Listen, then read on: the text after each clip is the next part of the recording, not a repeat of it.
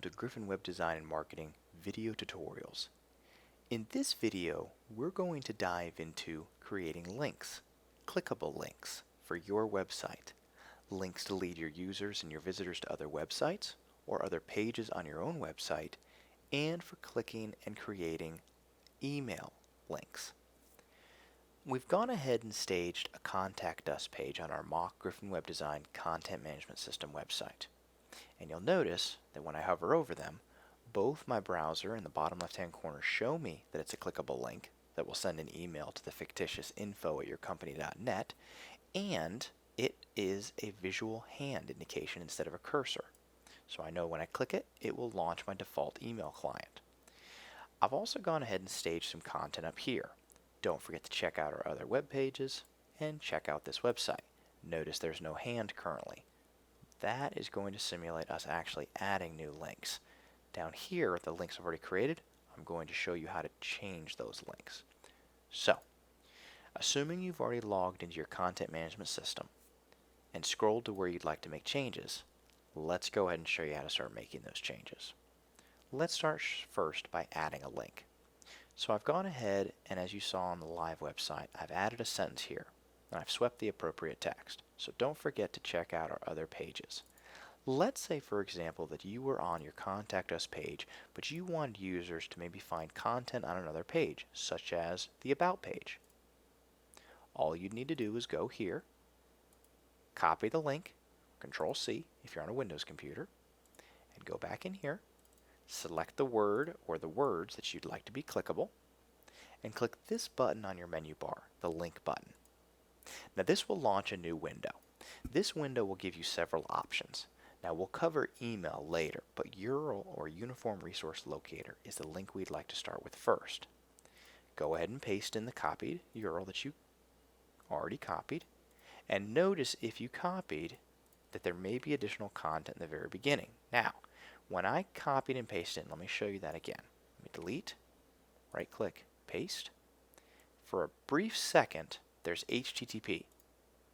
But what's interesting is our content management system, when you click out of the box, will actually delete that information because it already knows here that it needs to be preceded with the HTTP.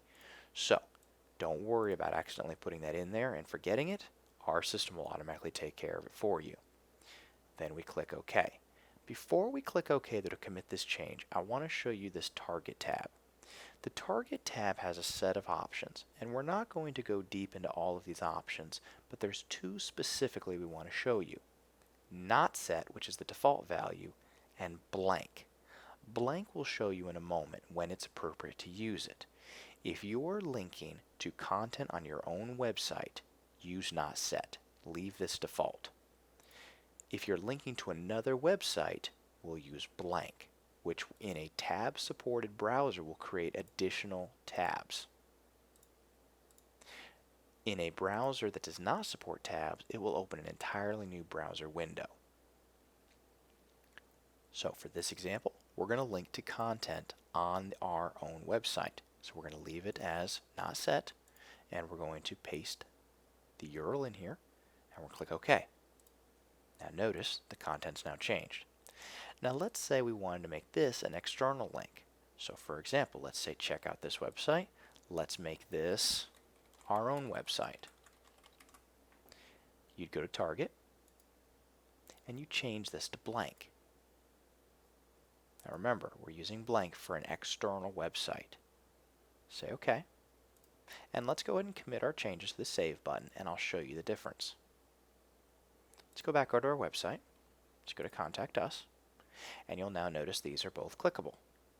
Now, if I click Don't forget to check out our other pages, it stays in the tab or the browser window that we're currently clicking in.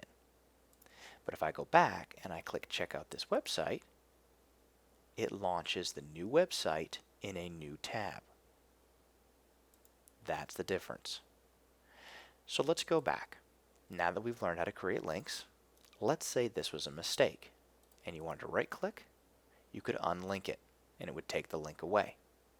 You could also right click and edit the link if you just needed to update it. So instead of maybe the About page, maybe you wanted to go to the Gallery page. Simple as this. Copy, paste,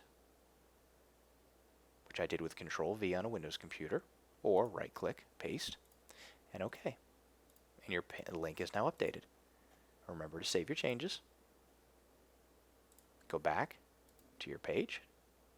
And now, if you look in the bottom left-hand corner of my browser window, or click the link to test it, you'll notice we're now going to the gallery page instead of the About page. It's as simple as that. So let's take a look at this link down here. Let's say this link had an error in it, and it was already created. Let's show you how to change that. Right-click, Edit Link. Now you'll notice we're not on URL, we're on email.